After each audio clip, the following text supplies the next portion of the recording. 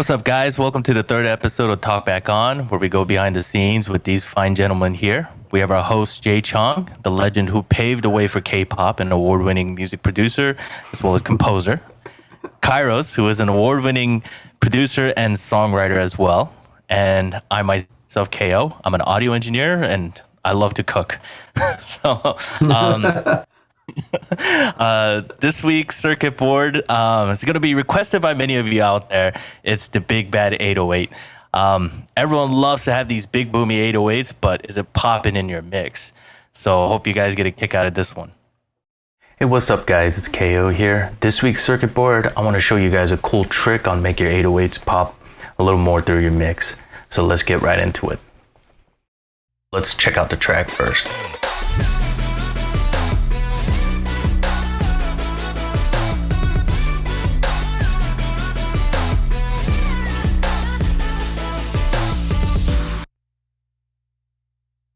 Cool. So this track is Peniel's Fly 23.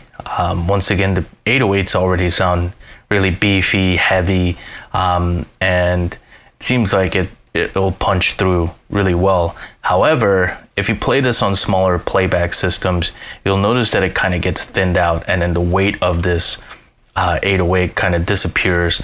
So here's a little trick that I like to do to add a little bit more mid-range.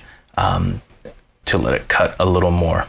So first off, what I'm going to be doing is bussing the track, and as you noticed right here, I have it set on pre-fader. This is important because essentially you're pretty much duplicating the track, or in a more technical term, you're copying the signal and not allowing this volume fader to affect what you're going to be doing here. This essentially allows us to solo this aux track.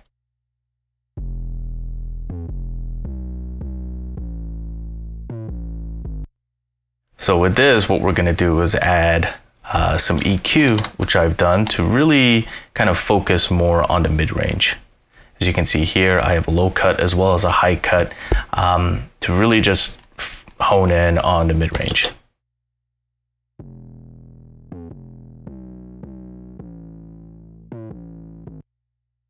So next is this special trick right here. This, I'm using a guitar amp simulator. You're more than welcome to try other different type of saturation plugins that I went through last time, or let's play around with different guitar simulators as well. This is from Waves. I know Native Instruments have Guitar Rig. There's a bunch of stuff from UAD as well too. So every mix is going to present a different type of 808 sound. So I always like to spend some time playing around with it to really try to find something that suits the song. So let's try playing it with this guitar amp.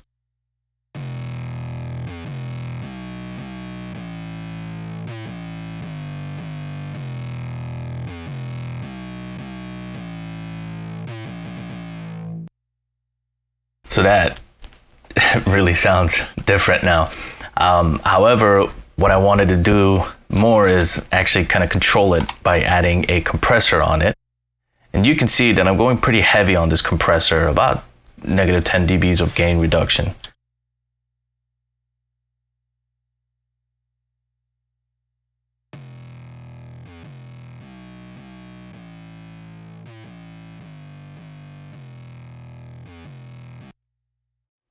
So the reason why I'm actually pushing this compressor a little hard is to even out the dynamics a little more and make it consistent.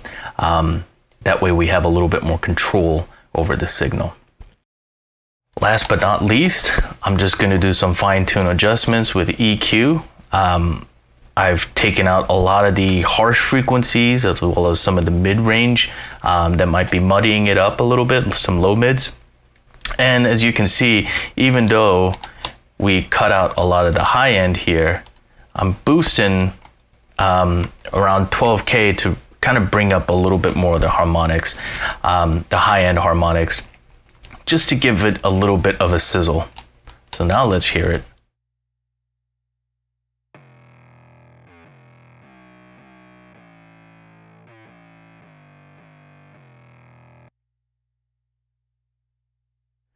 So now let's play it back together and see how it sounds.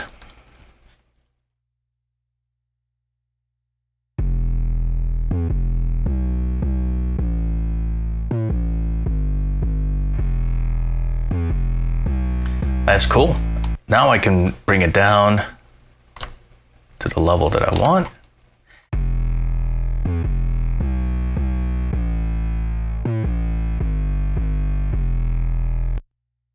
All right, let's just play everything back together.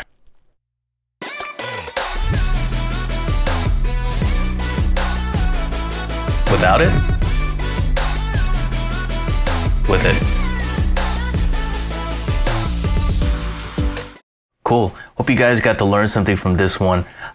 This is a great way to make your 808s pop in your mix, especially in smaller playback systems and larger ones as well too. So enjoy, use it, and hope you guys are able to make some killer tracks. See you guys next time. And we're back. Hope you guys enjoyed this week's circuit board. Now to you guys, is there a certain way you guys like to process your 808s? 808s. It's the magic thing. Yeah. For me, I think kind of like what you did with saturation. I think saturation is key, and also like sidechain compressing with a kick to add the attack, so the 808 would actually duck when the kick hits. And I used to use compressors for that, and then recently I switched over to this thing called Track Spacer. Have you tried that, Hoban? It's from Waves Factory. What it does is it's not really compressing; it's actually carving out the EQ, like a reverse, like phased EQ of that signal. So it carves it out. So when the kick hits, it dips the 808, kind of like side compression, but you don't have to have all these controls. It just has one big knob on it, and you just kind of adjust it with that one knob. And it's really convenient. So I just started using that a lot. That's cool. I think now we're going to need a part 2 of circuit board. How about yourself, Kairos? Is there a certain way you like your 808s to be processed? I definitely like to use, there's this thing in Waves. I think it's called a driver. It's just this one simple knob. You just turn, and I use that on 808s, and it just adds the distortion, so it just cuts through the mix a little bit. But I don't get too fancy with 808s. I just want to try to find something that it's just right there, almost to where it's tone selection and sound selection. I usually try to make sure that I cut as much time with just the selection process. So even with 808s, I try to make sure I find something that I like and it cuts through the mix. And obviously, with every song, it's going to be different. So, I like to have my options available.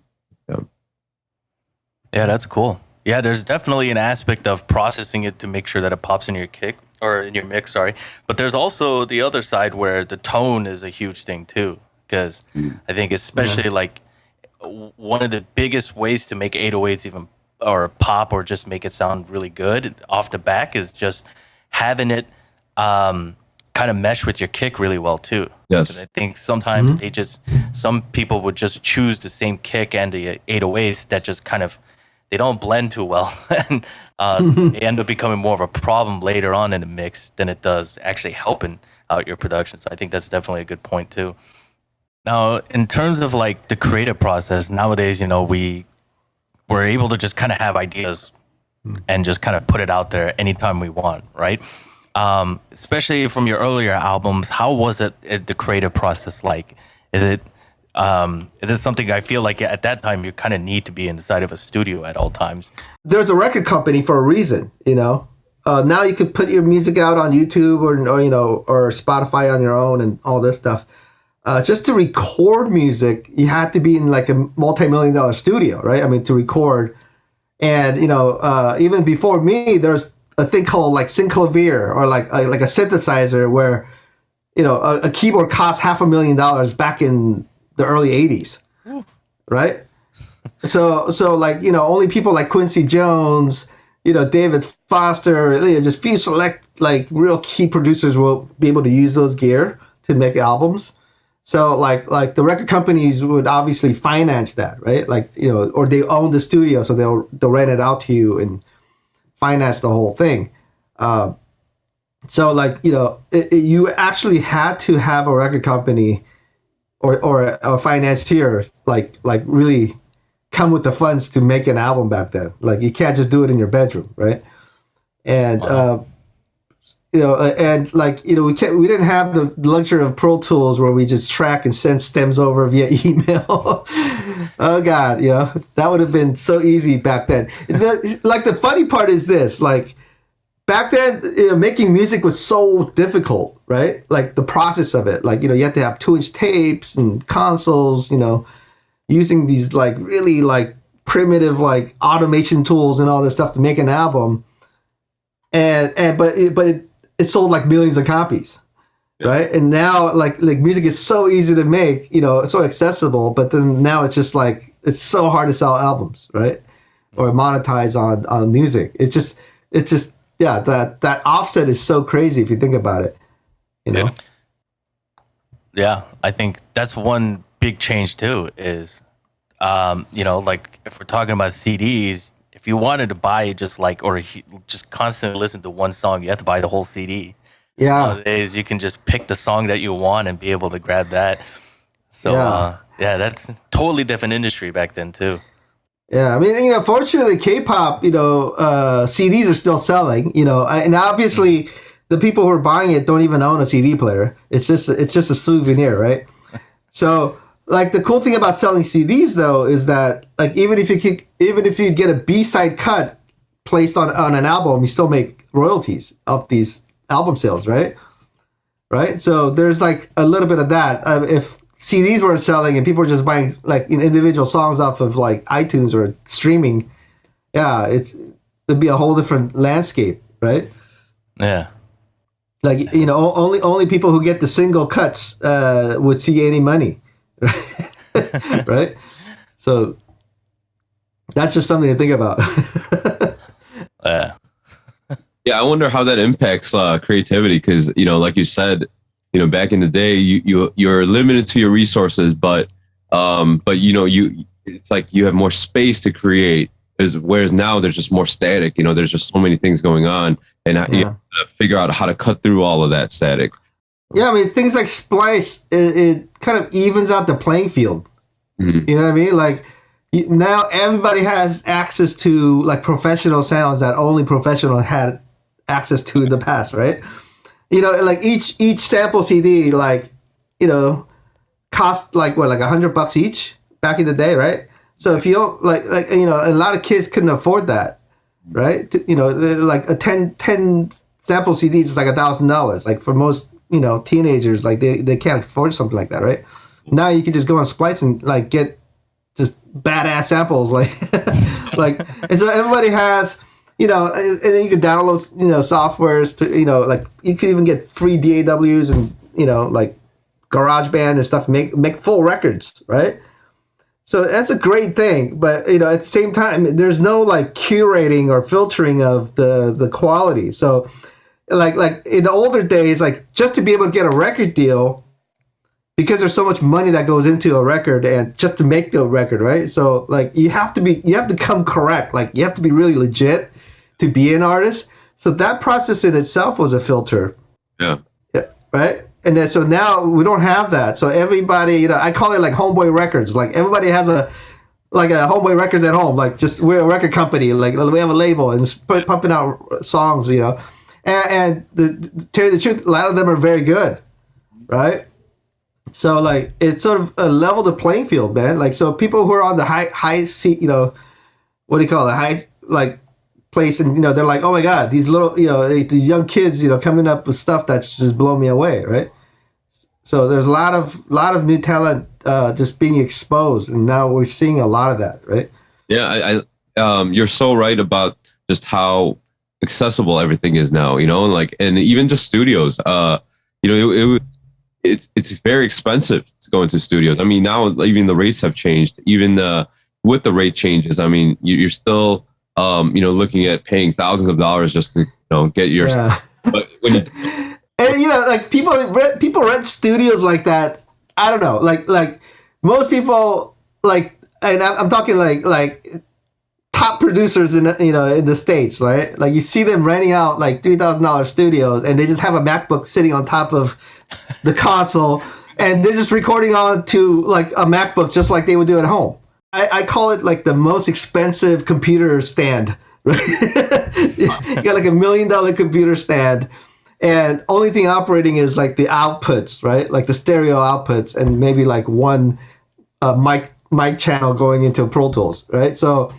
Yeah. And we're doing that not because of convenience. It's for the artists, right? Sometimes artists want that studio vibe, or whatever. But at the end of the day, it goes right back to our home studio, like kind of a setup, right? Well, I mean, I think when I came out here, I was I was in the sessions with like will.i.am, at Record Plant.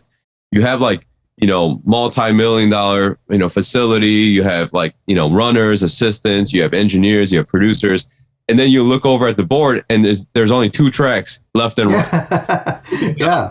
Left and right. Like, the master track, but like a lot of studios do rent out rooms to like producers. I've been in many sessions with strings in Korea, and that's when I realized, okay, I see multiple channels being used on an SSL console for the first time. I'm like, oh, that's what it's for, right?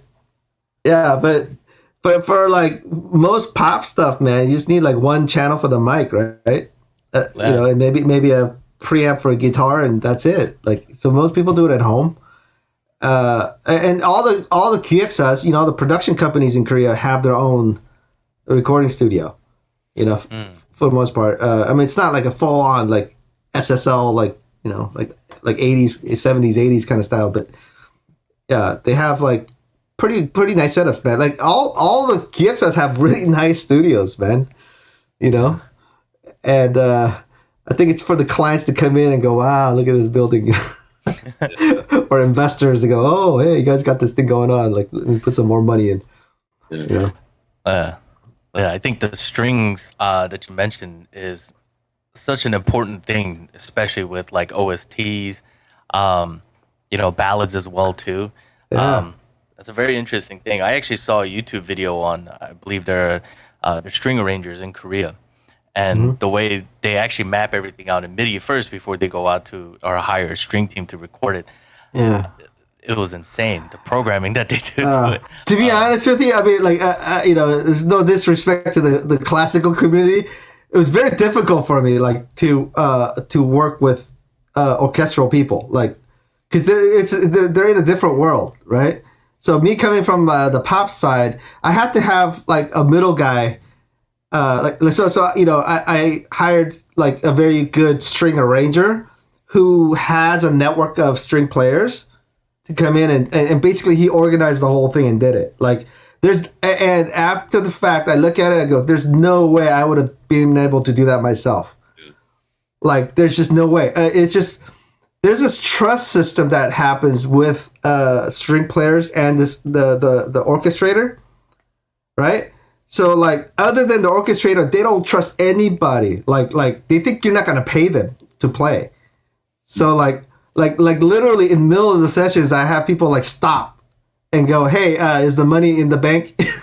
Right? And you're like, yo, like, yeah, like, I'm going to pay you after the session. They're like, no, we need it now, like right now. And then so I had to call the company, and it was just like, whoa. And then the orchestrator kind of like calm everybody down and sort of like put everything back on track, right? And I was like, oh my God, I almost had a heart attack. Like, yeah, I did a session where they came in and they booked X amount of hours, literally, like they just did one take, maybe two at most, and they just, and then like no or anything, it was just like, because classical community, you understand, in Korea it's a very elitist kind of aristocratic culture, right? So a lot of these people are from very rich families, and they think like pop producers like us are like tantaras, like, like these guys are like street kids, like, and that's the first time I actually felt like, oh my God, like these people are like discriminating me, like, and you know, like in the studio, like producers supposed to be like in charge, right? Man, they actually like they absolutely took over, and I was like, oh my god, I was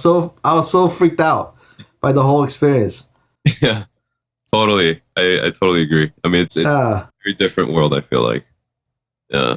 But anyway, I don't want to shit on that whole classical community, but like seriously. The studio community is very unique in that sense because, like you said, I think right now, like we have, you know, home studios, project studios, and a lot of people are just doing things, you know, through Zoom and things like that. But I still remember like walking through, you know, the hallways and hearing different music. Like, you know, I talked about will.i.am. I remember him making, I think, Scream and Shout with Britney when that was happening. I remember Blurred Lines. I remember hearing it through like the walls, you know, when that was happening. That caused a lot of controversy too. But, you know, these records, I feel like, you know, just being in LA, I think that's kind of like the advantage, you know, like where you get to kind of be around the music that's going to be, you know, the future, I guess, you know, on the radio. Yeah. Like, I think, like Jason Derulo played Talk Dirty to Me, that song. And we're like, oh shit. Like, yeah, everybody in the studio was just like floored, right? Like being in the studio in Korea for me personally, like and being in the studio in LA or you know, in the States, it's just a completely different experience. Yeah. Like I don't know what it is. Like, you know, when you're in studio in LA, like there's some kind of a magical feel to the whole thing. Like when you walk in, you're like, and then, you know, the weather's nice and like, you know, and you know, you see like people like all these famous people in the hallways. You're like, wow, like you're somewhere, right? Like I think majority of our records that we made in Korea, like you know, all the studios in Korea are in the basement, right? So you don't see sunlight for days, right? So like, and I think majority of our stuff we were recording in the middle of winter, so like we're like freezing our balls off, like in the basement, like just right, and just like, you know, and we didn't have any social life really because we didn't have any friends either, so we would just go to studio, back to the apartment, whatever, and it was just you know, like we tried to be as creative as we could possibly be, you know, in that environment, but it was really, really hard, you know. Yeah. And lots, you know, things have changed. Back then, like the engineer was king. Like you're in his kingdom, like once you walk into the studio. So like I remember in a session, we were doing like a house music, like house song, right? Like a dance track. And you know, in house music, you don't put reverb on the snares. Yeah. Right? And this guy had, like, this engineer put massive reverb on the snare, and it was just like boom, pa, just echoing out, right? And you know, the snare has to be very tight, you know, like this. And then so I asked really politely, I go, hey, could you like take the reverb down? Yeah. And he takes it down like a little notch. And I go, like, no, let me, like, can you take it down even further? And then he got really upset. Oh. And like one guy, he just said, you know what, do it yourself, and he just walked out of the studio. So I was like, oh man, and because we were from the States, I think like we were trying to like fix something, right? Like because we knew how it's supposed to sound. I think most people just have to kind of like let it happen and not, you know, like not make any inputs. Yeah. Right. So once I made an input, man, like it was, I realized, okay. And you know, like when you're recording vocals sometimes, you know, like in the headphones, like, hey, excuse me, like, could you turn me up in the headphones? And they're like, it's pretty loud already. And then you're like, you know, I can't hear myself. And then they're like, you know, it's like, you know, after a while, like, you know, it's just like, it's very hard to get things done. Yeah. Wow. Right. So, and it was like every time you know, it's your own song you're trying to record, and you have to be very polite and like ask very nicely, like, excuse me, like, could you go back and like redo that part for, you know, and it was very tense. Whereas here it was just kind of like, you know, the engineers are there for you, right? So like, hey, you know, like whatever you need, you know, like, you know, in the middle of the session, hey, I'm kind of hungry. Got the runners going out grabbing food for you, and it's just a different vibe, like, right? For every producer, you have, you know, you have a good engineer, you're set. You know, like I know Theo and I, we have had countless of sessions where things we just never even communicated. You know, we didn't even have to even talk to each other. Things were just done. Even if I try to grab something in the middle of a session, like, you know, KO would already, boom, you know, it's already done, set up, you know? And so like, there was just a way of just everything flowing just based on the chemistry between a producer and an engineer. And I just, and I think that's why everybody's kind of like you mentioned, you know, going into the home studio mode is because they just like basically work with people they click with, right? So like, you know, if you have to go to a commercial studio and like, you know, you have to deal with like this engineer in every studio, and it's very stressful. Like it was for me, like, right? Yeah, especially going in there as one of the younger kids. Like I was one of the youngest in the studio, so I couldn't really get my word in. You know, and now that I'm older, like most engineers are younger than me, so they're like, oh, okay, you know. And there's like this kind of seniority kind of thing, right, in Korea. So, you know, when we went there, like as you know, like when I was in my early 20s, man, it was tough to communicate with like the engineers to get things done. I think a lot of that has been bridged over time. But it still happens in K-pop. I feel like, you know, a lot of A&Rs, and it has to do with culture, but it also has to do with just a lot of different personalities in the room, you know, and like. Oh yeah, absolutely. Like, you know, in fact, like I think our second album On, you know, I use the same engineer even till now. Like, and he's a mastering engineer. He masters most of my stuff.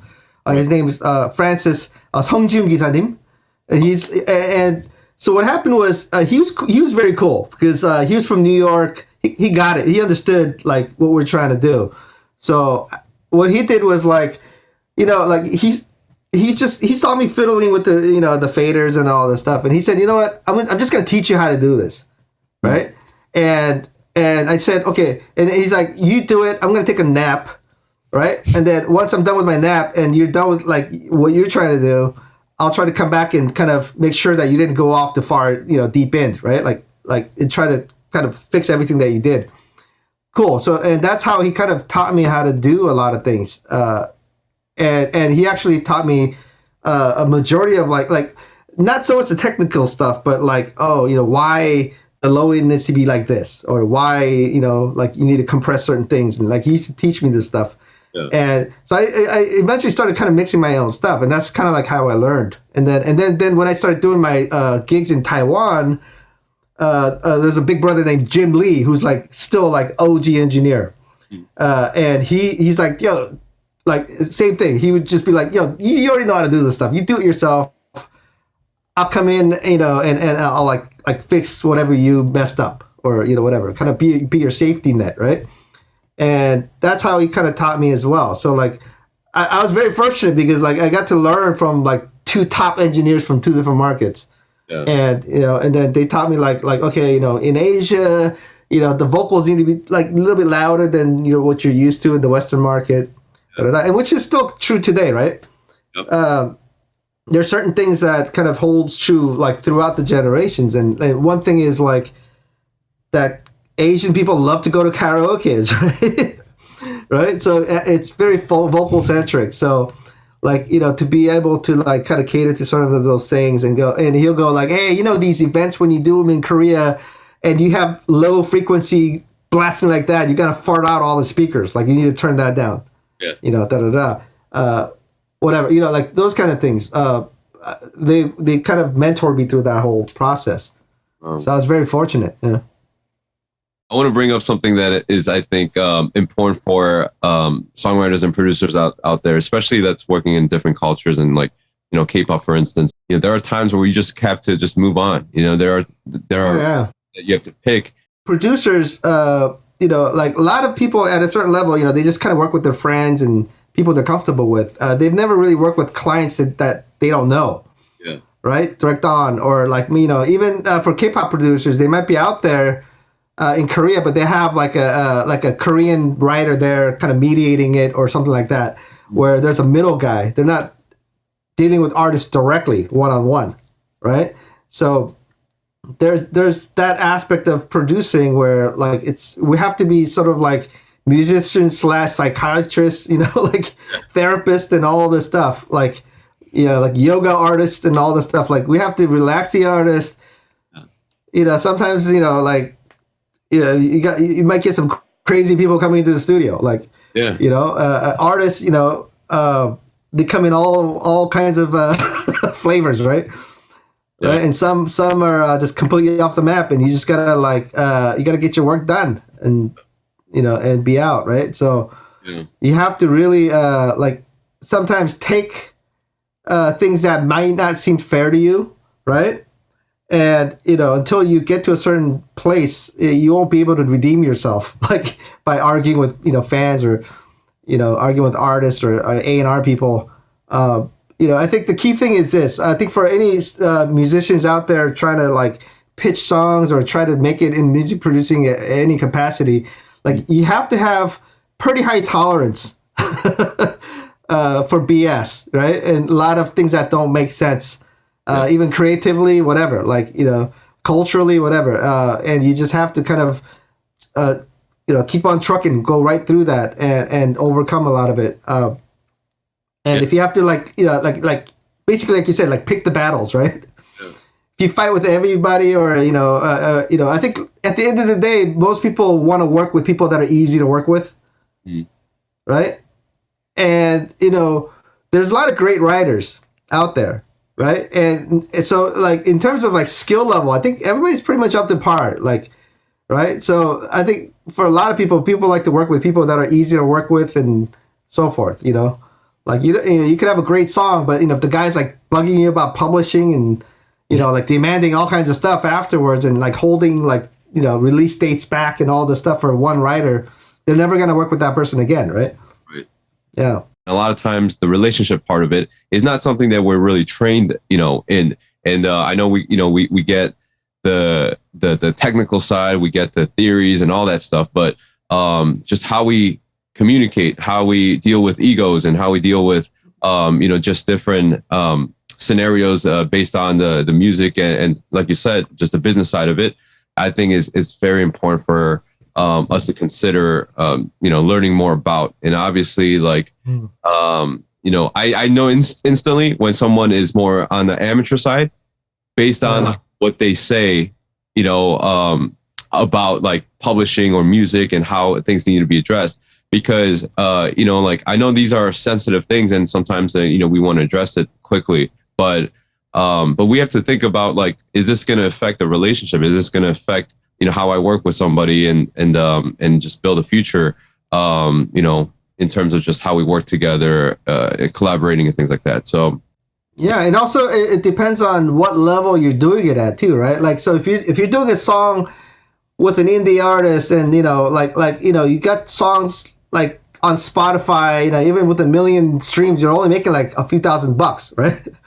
Right. So if the artist is demanding contracts and having lawyers look at it, your legal fee is going to be far greater than the money you're going to make. Right.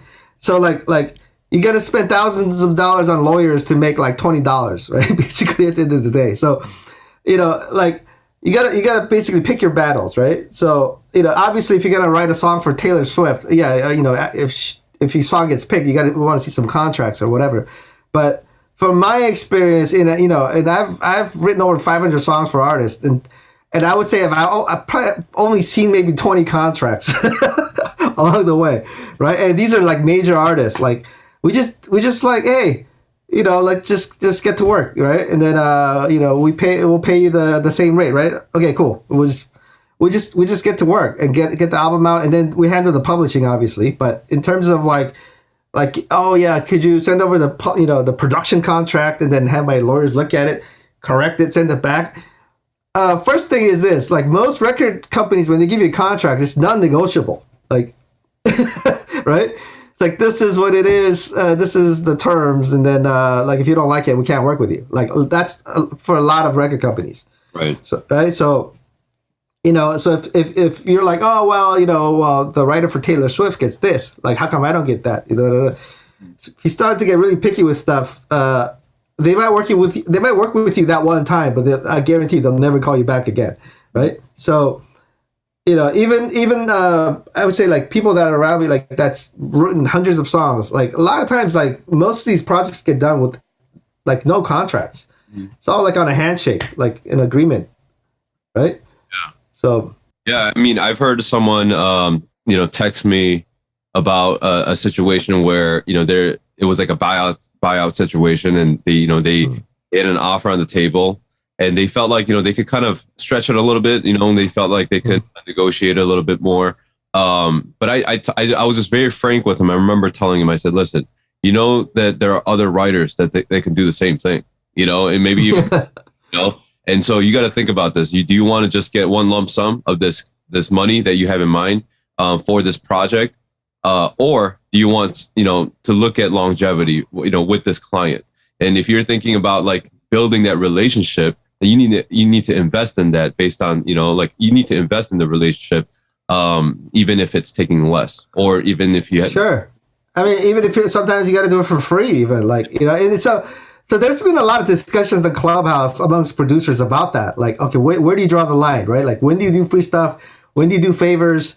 When do you ask for pay? When do you get contracts written? There's no real like guidelines to any of that. You gotta sort of it comes down to kind of street smart, right? Like, you have to kind of read the client and kind of go with it. And like you said, if somebody goes like, hey, we want to buy out the song, and you're like, no, I want publishing, and you didn't disclose this at the beginning. Okay, that's going to be your last project with that company, right? Guaranteed, right? So, my thing when I teach like newcoming producers or whatever, it's like, how do you turn this 15 minutes of fame into like a 20-year career, right? Right? And that's the key. Like, a lot of times, let things slide. Like, be easygoing, right? Don't be a pushover, obviously. Like, I mean, don't give everything away for free, but be able to, like, and if somebody's, hey, they're on a tight budget, work with it, right? And, not every single deal is going to be ideal, right? And, whatever. So, like, kind of like be kind of flexible, right? And I think that's the key to a lot of things, like being able to have clients call you back, because number one, you're very efficient, you got it done on time, you're very punctual, and your price is right, right, and you're very professional and very easygoing. Those are like the requirements, right? And then once you fit that bill, they'll keep calling you back, right? And eventually, what happens is this, right? I mean, I don't know if it still goes on now, but like to some degree, like when I started my career and I started having like some hit songs and I didn't get to my head, right? I didn't get big headed about it. And then every new project, I took it on as if it's like my first. And I kept doing that, and people appreciated that and kept calling me back. And then when you do that, you realize in any of these markets, there's only like a handful of people that writes every track in the market, right? Like the guys, like, I don't know, like I would say like, at least in Taiwan, I think there was like maybe like less than 5 people that were writing every song in the top 50, right? And like I became one of those guys because I was very easy to work with, right? And all those guys that are in there, equal, they're just like the coolest guys, right? So we had like this bond like with the guys, and we pretty much produced like every artist that was in town, right? Because and they wouldn't risk it on a new guy, right? Because they don't know if this guy's gonna be on time, if he's gonna be easy to work with. They don't know that, right? So they'll just go with whatever worked, right? And that just kept going and repeated itself for like 10, 20 years, and we've maintained that, right? So that I don't know, that's a lot of it, being flexible.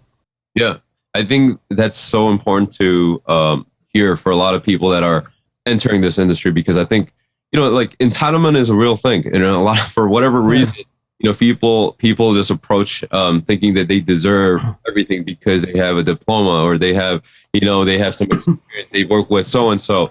But it's like, I think there's so many of that going on that to be different is almost like saying, well, let's be easy to work with. Like you said, being flexible, and I know, I won't mention his name, but, there's a high profile mix engineer that shared with me that he mixed over 500 songs in a year one time. Wow. That's a lot of songs. That's a lot. But you know, that also means that he hasn't taken his rates. You know, he's done it for free Yeah. sometimes, you know, and but one thing he said, you know, after that was that he's like, well, you know, I got much better. And this is how I got better. This is how I became one of the top guys in the industry. Yeah. You know, and that mindset is somewhat lacking, you know, these days. And I think that, you know, just changing some of those steps or approach would. Yeah, I think a lot of the younger kids right now are like they know too much, right? Like they see stuff on YouTube, they hear about other producers, and they know these deal structures that happen in major labels. I mean, they do their homework, right? So like when people like get their song plays, hey, make sure you get yours, you know, like get your money right. Like otherwise, like you know, you're selling yourself short. Like you got to know your worth, right? And like I always tell people, like your worth is about minus $500,000 to me when I see you for the first day, because that's how much money I'm gonna have to put into you to make you famous, right?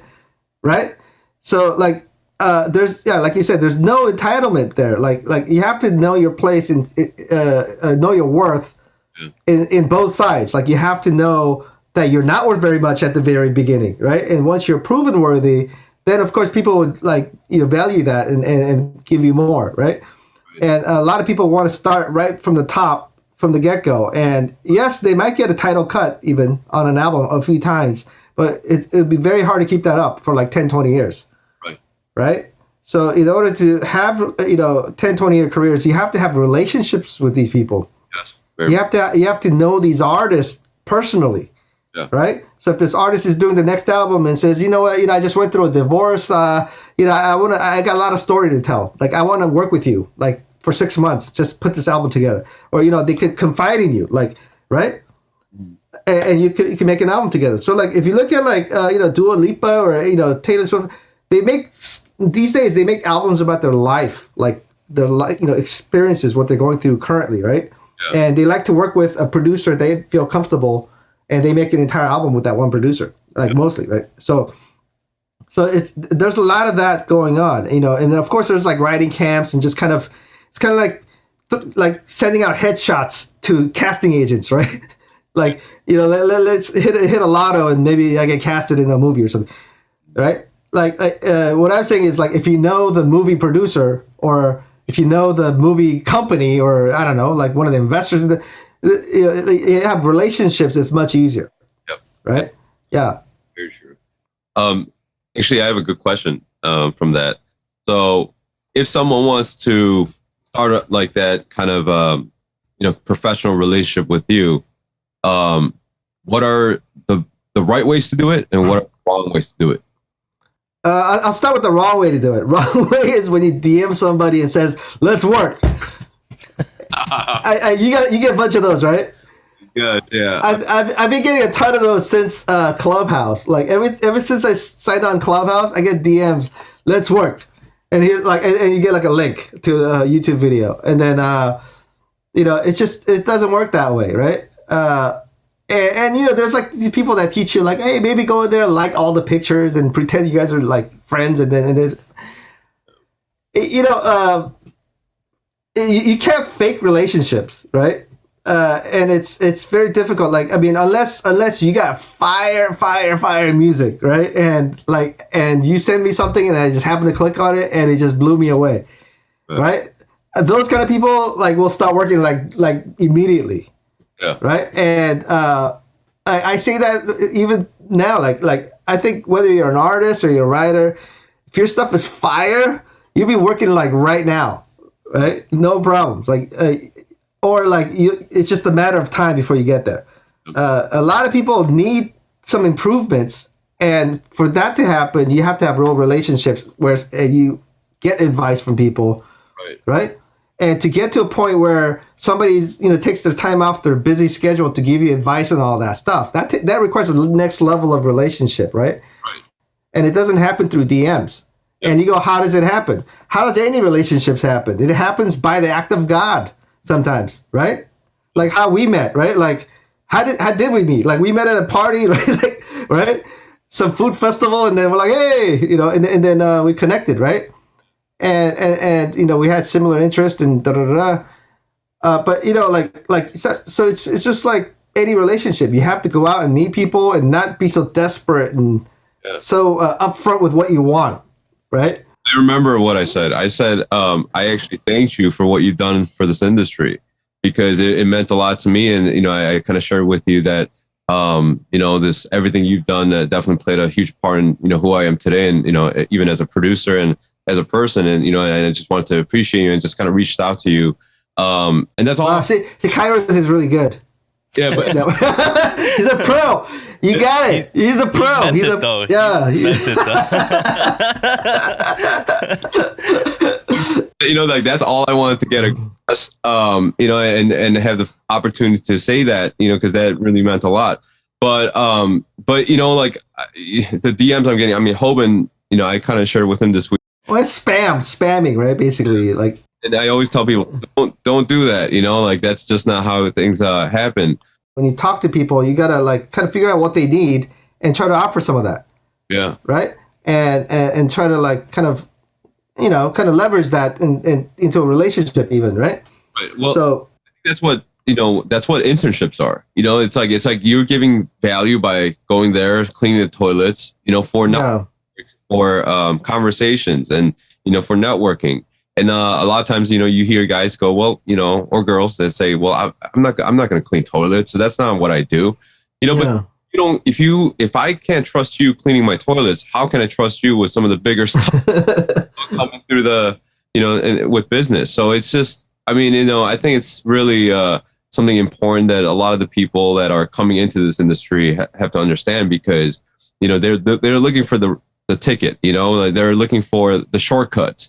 And, you know, there really isn't short. Like, I remember someone asking me, like, how did you get there? Or how did you, I said, you know, it's a lot of hard work. And like you said, you know, there's, you know, in God's perfect timing, you know, there are things that we can't explain, but if you're not ready, and if you don't have the right attitude, then, you know, like when it comes to networking, man, like if I could talk about my youth, like in my teens and my early 20s, like, I started working professionally in music when I was about 19, right? So up until 19, like, I don't think people even understand how much I've been out, like, just networking. Like, I was everywhere. Like, I was at every club. I knew everybody in town. Like, I was all over the place, right? And this is before I was in the group Solid. Like, this is when I was, like, just a teenager growing up here in California, right? Like, I was at every club, just trying to network with people. And like, you know, if somebody even had any connections to the music industry, like I'll drive up like maybe an hour to go meet him, you know, and just trying to get like connected somehow, some way into the business. Right. And I keep explaining to people, I go, you know, music, because like this whole culture of inclusion and tolerance and all this stuff, right? Like they think like companies that just have to, you know, include you and everything and tolerate everything. Like it doesn't work that way. Entertainment business is highly, highly anti-inclusive, right? It's exactly what it is. It's almost like the hardest circle of people to get into, right? So like, right? So you know, and people go, oh, you know, it's hard for an Asian person to make it in Hollywood. No, it's hard for a Caucasian to make it in Hollywood. Like, it's very hard for everybody to make it in Hollywood, right?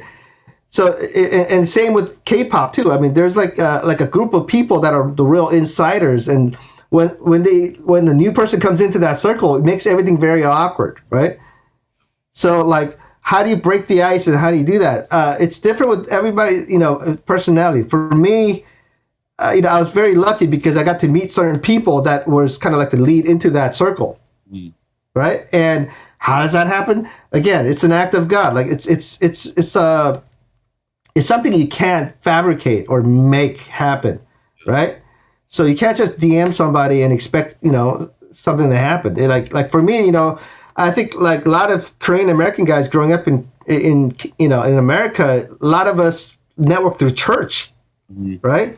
So a lot of people that I know that I work with, like we met through church sometimes. And then, you know, like, how did we end up in the same church? And how do you, like, you can't replicate that, right? Yeah. Right? Like, it's relationships. Like, it's very random, but like you definitely won't build relationships being alone and being a lone ranger, right? and trying to do this all yourself. And like, and if you're not a people person, if you're not like social, if you got like, if you're anti-social or whatever, like, that's going to be harder for you. But you have to make an extra effort to go out and really network with people and be genuine with people. And, even on a non-musical thing, like even on a personal level, if you're a cool person, you'll get around. You know how I try to get myself out there when I was in a band and I was like a teenager. I remember I would go to the venues and just play my music, hoping that someone would pass by and listen to it. I remember making my flyers and passing out flyers. I remember lying that I was 18. I probably was like 15 or 16, so that I could play in a venue, with my band, and I did extreme efforts to try to, just get the music going out there and have these communication or conversations with people, that were already in the industry. It was hard, it wasn't me just going there and telling them, hey, I'm really good, so you should check me out, and I know you're gonna want me. Like it's like you said, it's a relationship based. It's never like just looking at someone and going like, yeah, I should marry that person. And whoever in their relationship go just meet a person and go, yeah, we should just get married, because we're and some of these circles, man, I'm telling you, like some of these inner circles, like the way they look at people is just like, there's just no way you're gonna get into that circle, like, right? And for anybody else to like be a new guy in that circle is gonna be so hard. Right. Like, because a lot of the guys that I actually work with we've been friends for like 30, 40 years. Wow. Right? Like, you can't replicate that by somebody, and somebody have tried to come into the circle and try to like, and it's very hard to do. And if you ask like, how did I meet these people 30 years ago? Some of them lived in my neighborhood. Like, so if you look at like music documentaries, like, like of other famous producers, artists, whatever. It's like, oh yeah, I grew up in Atlanta, and guess who lived next door was like so and so, and down the street was so and so, right? Or like, I lived in Brooklyn, and this guy, he lived in the next building, and we met, and it's always like that, right? So like for example, like the way I met the other members from Solid, I grew up with like John, like I knew him since I was in 3rd grade. Right. And it just happens like, when we first migrated to America, my parents, somehow they met like on the street somewhere, and then we became friends. Like, you know what I mean? Like, it wasn't through an audition or anything like that. Right. So, and like all those kind of relationships, man, like you got to be out there though. Like, and it's actually harder these days because kids don't go out. Right. I'm not, even before the pandemic, it's become more like a social network thing where it's not very personable. Right. But like, like artists naturally are very introverted. Like some of them are, right? And if you're, if you're just saying like, I'm introverted and I'm me and that's who I am. So if you don't like me, screw you. Right. Then, you'll just be making music with your headphones on. Like, right. So you really, networking is, and you go like, okay, so then how do you network? Like I said, there's no real guidelines. Right. And some people naturally, they don't make friends very well. And thing is, majority of my friends that are in the music industry, I met them before the music industry. Like we were friends, like we're like homies growing up, just based on just other things. Yeah. Right. And we just got along, and like, we happened to get into music later. And, like a lot of music connections that I have, I never approach people like all business. Like it's never that way. You just gotta be a fun guy to hang out with, right? And then people start to call you up and whatever, right? So that's just one way to do it. And I know a lot of people are asking, like, I think that's number one question is like, okay, I'm starting out right now. How do I get there, right? And first thing is you definitely need to get out there, and like DMing is good to some extent, but like you have to come with some sort of a tactic, other than just like, hey man. Like, let's work, like it just doesn't work that way, Speaking of friends, I had a friend that reached out to me and asked me a very interesting question. I'm just going to kind of read this off. He said, I was wondering from a business perspective, did you know that K-pop was going to blow up? So you got in the business, or did you luck out and riding the wave? Number one thing is this: there's more Asians on this planet than any other ethnic group. That's just fact. I didn't, it's not an opinion, right? That's fact. So you go, okay, with all those Asians in this planet, we're like at the bottom of the sort of like the known market in the world, right? Or been for a long time, and now that K-pop is like kind of exposed Asian music to the Western world, I think it's just the tip of the iceberg. Like this, you know what I mean? Just by sheer numbers, this will go on forever. As long as Korea is alive, K-pop's gonna exist forever, right?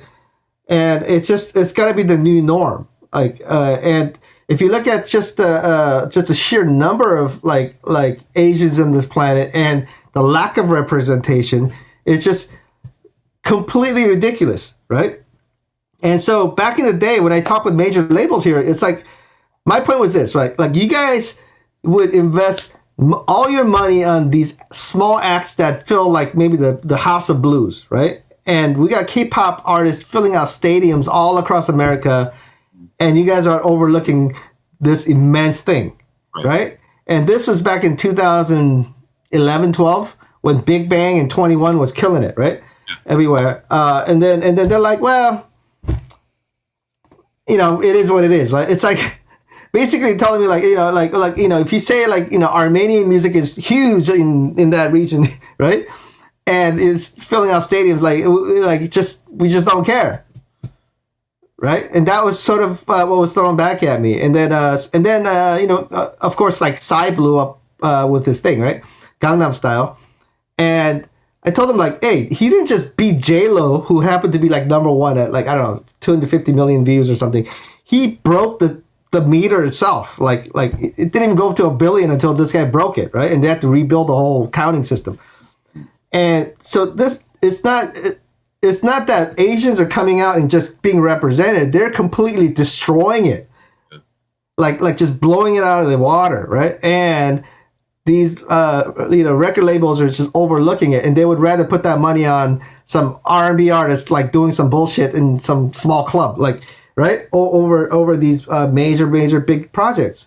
Yeah. And that to me was something that I've been fighting for decades, like with the record labels here, like, right?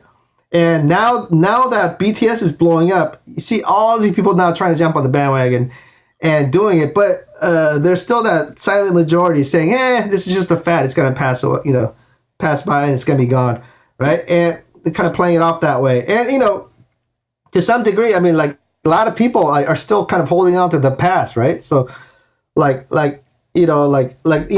people still say, the music was better back in the 90s, 80s, like always looking backwards. But like this is the new future, man. Like we are the new norm, like for the music industry. In fact, I think we did a panel yesterday where a friend of mine like basically laid down the stats, man. Like Korea's like climbing up the market size. We've surpassed Canada, we surpassed Australia.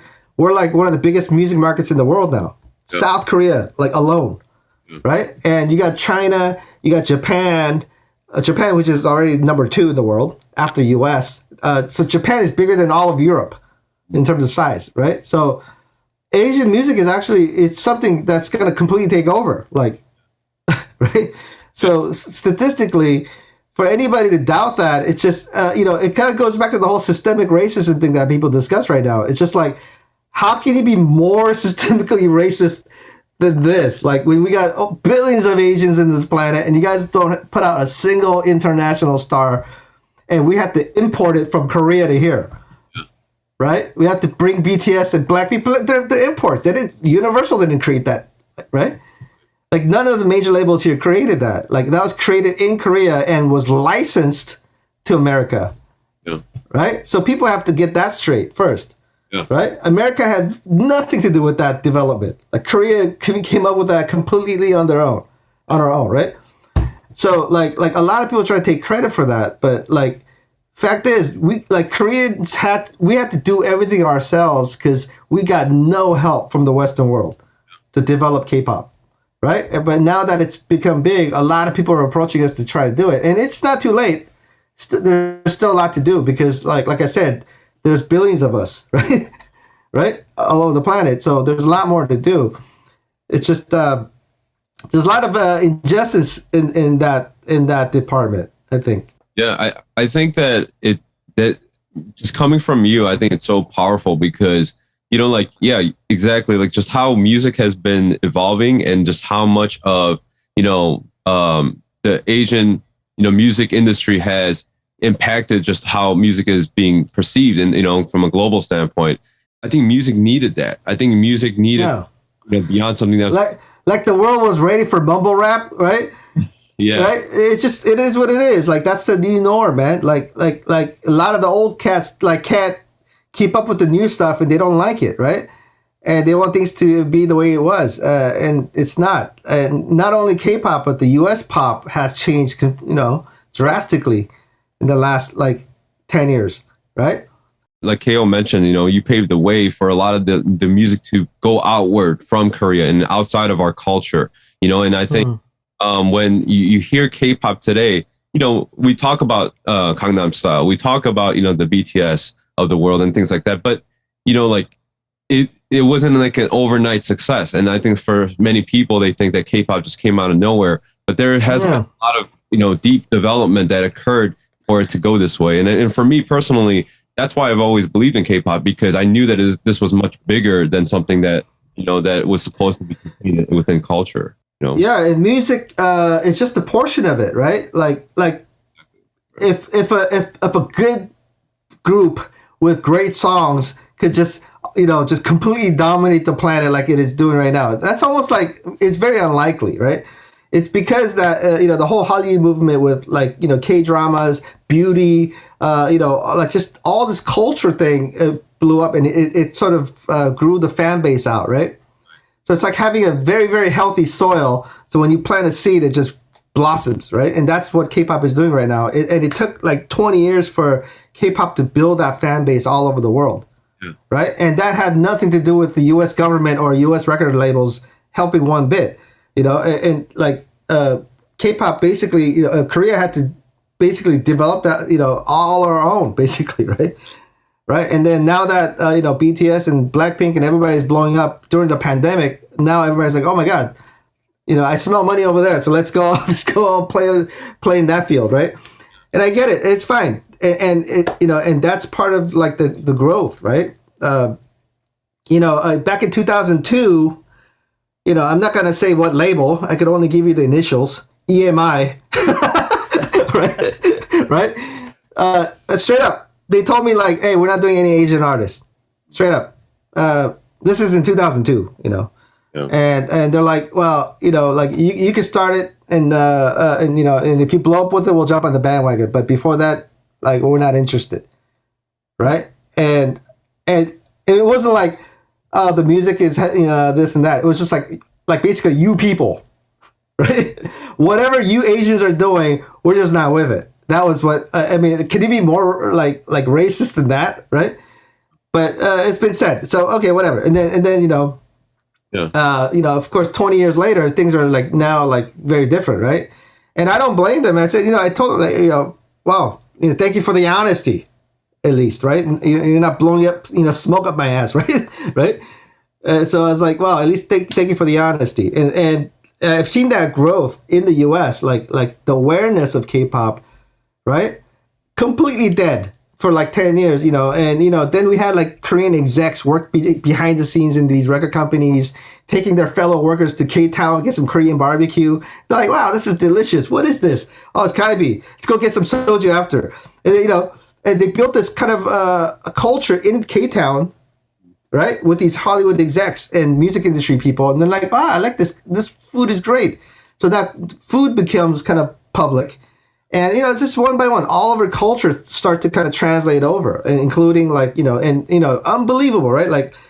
Like for me, watching non-Koreans watching K-dramas is amazing. Like, wow. Right? Think about that. 10 years ago, like unthinkable, right? But now, people all over, South America, like Europe, just loving K-drama, right? So there, there's been a lot of changes, right? And is this a fad? I don't know. I think if it started last year, yeah, it might be a fad, but yeah, it's been going on for a few decades. So And it keeps growing. I think it's on a tangent. It's on a growth spurt, and then not only that, I think we're getting a lot of strategic partners from the Western world now, trying to collaborate, right? Which kind of broadens the market, and now, right? Scooter Braun, and yeah, it's great. That's the next move, man. Instead of us trying to come out here and try to figure everything out, like in a away court, right? Right. Like to get some help and get some legitimate help here, and have some partners and like kind of strategize together. That's the next phase. Yeah. Yeah. There needs to be change, and especially time like this, we need to really push forward in that. And for me personally, I think that's why it's such an important time for us to be more vocal about these type of things. Yeah, definitely. And like for me, when I was working with Asiatics, I got to meet a lot of record execs, and like actually hear it from their horse's mouth. Like what's really in the minds of the decision makers, right? And to be honest, it wasn't nearly as enthusiastic as it is now.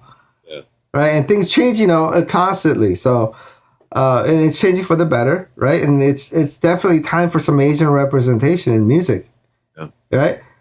It's just like like I said, I mean, purely based on stats, like based on how many of us are on this planet, and how there's like nobody, right? Yeah, so that just blew my mind, and it's something that I've been always wanting to get out there. Is like. And again, it's not like I'm trying to create the next Michael Jackson or next Justin Bieber. Like I just want somebody to be able to just be one of the players. Yeah. Right. Like if it's the NBA, he'd be a bench warmer, fine. Right. But just be part of the team, like right, and be recognized as one member of a league, right. And I think now we're starting to get that. So that's huge. Yeah, and I imagine this to mean a lot to you, especially because. You come from here, and then you've been out in Korea. Yeah, and like even with the recent anti-Asian hate movement and all this stuff, the number one key thing that people point out is the fact that we're invisible, like we're being overlooked, right? Right, and that is absolutely true in the entertainment world, like in the music world, especially. When we're showing them these numbers, like, hey, we're selling more tickets than you guys. We're doing bigger things than you guys. Like, this is just the tip of the iceberg. And they're like, hey, we're not interested. Like if we were doing less numbers, right? And they were denying us, like, I get it, right? But when we're out doing these numbers, then the local artists here, and they're saying no, purely based on the fact, just the fact that we're Asians, like, it doesn't get any more racist than that to me, right? It's one thing to assume that the business thinks that way, right? I think I'm one of the few people that actually got to the front door and heard it, like with my own ears, right? So I know what's out there. So and slowly, even those people's minds are changing, which is good. And a lot of them are still skeptical about the future of K-pop and its legitimacy, and like from any like music buffs like opinion, they'll look at K-pop and go, oh, it's manufactured, it kind of goes against everything Western music like standard believes in, right? So but numbers don't lie, man. It's just yeah. And there's also like so much diverse genres in our music that people fail to look into, right? And there's so much more to Korean music, Korean culture than just boy bands and girl bands too, right? There's like so much more. So I think it's gonna go on for a long time. Yeah, I agree. Music is a very powerful thing, right? And when you're born with the desire to do music, it's everything. People give up their day jobs to pursue it. It becomes a passion. And when somebody tells you can't do it because of your ethnicity, right? There's nothing more sad than that, right? And I mean, it's just absolute injustice when it comes to that stuff. Like how we have such little representation, whether it's a music producer, whatever, like other people are given priority over us like every single day. And it's something that we have to prove. And it's like, and the whole idea of like, oh, we got to do 10 times more to get the same recognition. And we've done 100 times more now. Like, right? Psy didn't do 100 million views. He got 1 billion views, right? That's 10 times more, man. And now people are like, oh, right? It's a real thing, right? It's not just a gimmick or just a novelty. It's actually a thing, right? And it's taken a long time, but I mean, just the fact that we've been overlooked for so long, you know, it's at least now like people need to like start to look in and really recognize. Yeah. So to answer that question earlier, for me personally, I'm doing this because this is what I want to fight for. This is what I believe in. You know, K-pop is not just about like, you know, a catchy song or, you know, something that we, you know, as a producer and songwriter. But for me personally, it's just, you know, I take great pride in the fact that, you know, 50 years ago, I mean, 10 years ago, Korea was still like a different, you know, place. And just to see, you know, what the growth and just, you know, just how things have really elevated outward into this global scale, you know, with music and just everything else. I mean, we look at, you know, automobiles, you know, Hyundais have come up a lot. I mean, it's like, you know, Samsung, you know, like electronics, Samsung has been, you know, one of the biggest players now in the game. And with music too, just with so many of the acts are crossing over now. So it's like, you know, I take great pride in just, even though I you know, I wasn't born in Korea, even just as a Korean American, I take great pride in being part of that movement and part of that growth. You know, I think, you know, just when you talk about being Korean, right? Like, I think if you're born and raised in Korea, you never really put in a position to defend your ethnicity, right? Right? When you're Korean American, like you have to defend that every single day of your life, right? Out in public. And I think in some ways, Korean Americans are, you know, just very patriotic because of that, because we're the ones that actually have to fight for our recognition, right? Right? So, you know, when the World Cup happens, all Korean Americans, we cheer for Korea. You know, Korea. It's funny that we would all cheer for Korea, and then when we ask other people from, you know, their origins, parents came from a different country, I'm like, do you root for your parents, like, you know, country? They're like, no, it's U.S. all the way. You know, it's like we still cheer for Korea. Isn't that interesting? But you know, I think that you're absolutely right. I think even Korean Americans, like, we take even greater pride in the fact that, you know, we come from that culture and we're part of that culture. Even though, you know, as Korean Americans, I've heard, you know, we go through this identity crisis, right? Where, you know, I've been to Korea and they say, "Oh, you're an American." I come here or I'm out here and they say, "Oh, you're." Yeah. So, you know, it's like, what are we? You know, like we're like in a rock and a hard place, man. Like we're neither. We're like nomads. Yeah. We're like yeah, we're outsiders in every realm. That time where Korea went up to fourth place, that was 2002 World Cup, right? Oh yeah, man. Was it? 2002. 2004. Yeah. 2002. Yeah. We went to Korea shortly after that, and I haven't been to Korea ever since then until we started going for sessions. Mm-hmm. I remember flying into Incheon, and I got emotional. Because at that point, it was about 15 years since I last went to Korea. And flying into the airport, I was like, wow, I'm back in the motherland. Yeah. Like, there was that overwhelming sense of just pride, just being Korean, just kind of going back to, you know, the motherland in a sense. Even not being there for over a decade, it was just a very touching moment. And I think it's just instilled into all of us, just that because Korea just went through a lot of hardships to get to where it is today. Yeah. And being part of that wave and just seeing it grow it's definitely it touches and definitely a soft spot for all of us. Yeah, I mean, you know, even just a few years ago, like hearing Korean or K-pop or anything related to Korea, like, and Grammys in the same sentence, like, right? Yeah. You know, it's just like a parallel universe, like that would never cross path, right? And now we're hearing these names, you know, being nominated and movies being, you know, like nominated, winning awards. It's something that we should be very proud of. All right, guys. Hope you guys enjoyed episode 3. Hope you guys got to take something away from it. I know I have. If you guys can, please smash that like button, subscribe, spread the word, guys. We're trying to just provide as much knowledge from these gurus as much as we can, and hope to catch you guys next week. See ya.